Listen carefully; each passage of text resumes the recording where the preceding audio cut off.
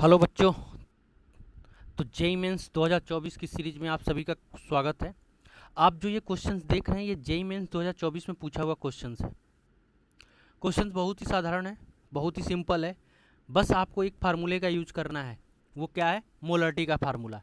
कभी कभी बहुत ही सिंपल फार्मूले बेस्ड क्वेश्चन भी आते हैं जेई मेंस में।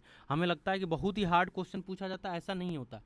बहुत सारे क्वेश्चंस होते हैं जिसमें से आपको 50 से 60% क्वेश्चन होते हैं जो बहुत ही बेसिक्स टॉपिक्स पे होता है क्वेश्चंस।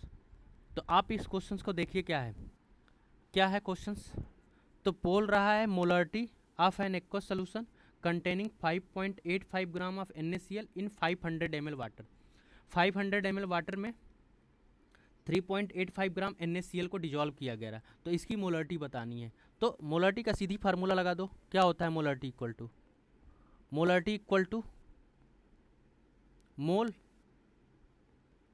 अपान में वॉल्यूम। वॉल्यूम किस में ले लो? ml में ले लो, इनटू 1000 कर दो। ये फार्मूला आप यूज कर लो मोलरिटी का। जिसकी भी मोलरिटी पूछेगा आपको ये फार्मूला यूज कर लो, ठीक है। अब मोलरिटी मोल कैसे निकालते हैं? तो मोल के लिए भी एक फार्मूला होता है। मोल बराबर क्या होता है? गिवन मास अपान में मोलर मास। तो गिवन मास कितना है आपका? 5.85 ग्राम। मोलर मास कितना हो जाएगा? NaCl की बात कर रहा है तो NaCl का मोलर मास कितना हो जाएगा? तो Na सोडियम का 23 दिया हुआ है, क्लोरीन का कितना दिया हुआ है? 35.5, यानी कि कितना हो जाएगा? 58.5। तो मोल कितना आ गया? 1/10 आ गया।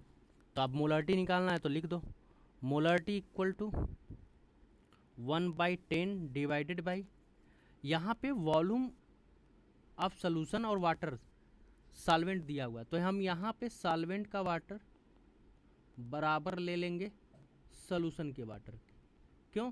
क्योंकि डेंसिटी जनरली मेंशन नहीं किया हुआ, तो डेंसिटी मेंशन नहीं किया हुआ, इस वजह से हम दोनों को लेके चलेंगे, ठीक। तो यहाँ पे वाटर कितना हो जाएगा? तो ये हो जाएगा 500 इंटू 1000। तो ये कट जाएगा कितनी बार में? 2 बार में। तो ये हो जाएगा 1/10 इंटू कितना आ गया? 2, यानी कि जो वैल्यू आ जाएगी 0.2 आ जाएगी। यानी कि करेक्ट आंसर जो होगा वो कितना आ जाएगा? 0.2 हो जाएगा। इसी तरह से एक और क्वेश्चन है, आप देखिए इस क्वेश्चन को क्या है। तो पूछ रहा है the number of mole of methane required to produce 11 gram carbon dioxide after complete combustion is. Complete combustion हुआ है, कोई हमारे पास एक्स अमाउंट का मीथेन है, ठीक है। क्वेश्चन से आप पढ़िए, एक्स अमाउंट का कोई भी या एक्स मोल हमारे पास मीथेन है, इसको बर्न करने पे 11 ग्राम क्या निकल के आ रहा है? CO2 निकल के आ रहा है। तो जब एक को कंबस्शन करने से दूसरा प्रोडक्ट बन रहा है तो उसके लिए हमें क्या करना होता है? पहले बैलेंस रिएक्शन लिखना होता है। तो बैलेंस रिएक्शन कैसे लिखेंगे? तो ये हमारा हो गया मीथेन का फार्मूला क्या होता है? CH4।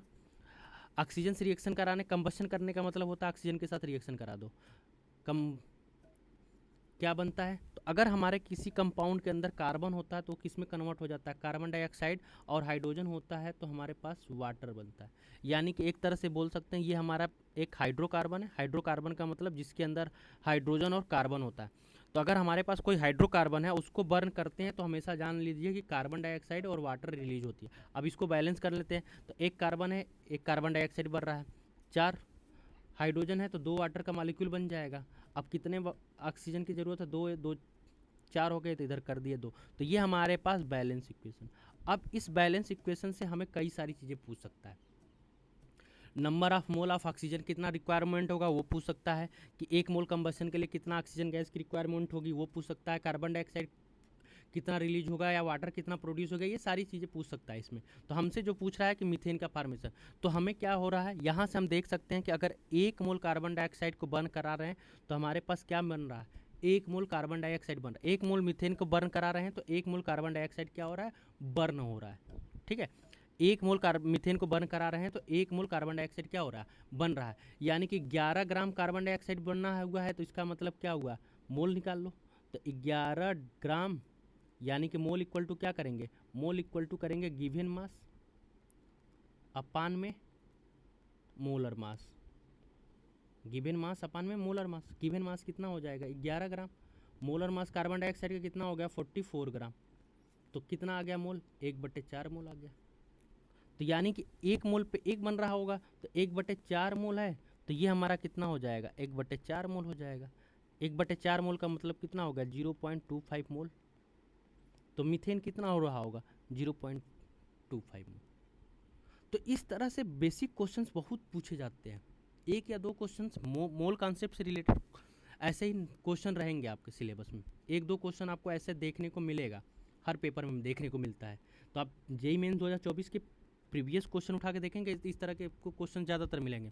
अगर इसी तरह के पीवाईक्यू क्वेश्चंस आपको अगर नहीं मिल रहे हैं तो आप हमारे टेलीग्राम चैनल को ज्वाइन कर लीजिए, वहाँ पे हमने अपलोड किया हुआ है 2024 के पीवाईक्यू क्वेश्चन सारे, तो आप वहाँ से ले सकते हैं। ठीक है, तो ऐसे ही और क्वेश्चंस के लिए हमारे चैनल पर बने रहिए। धन्यवाद।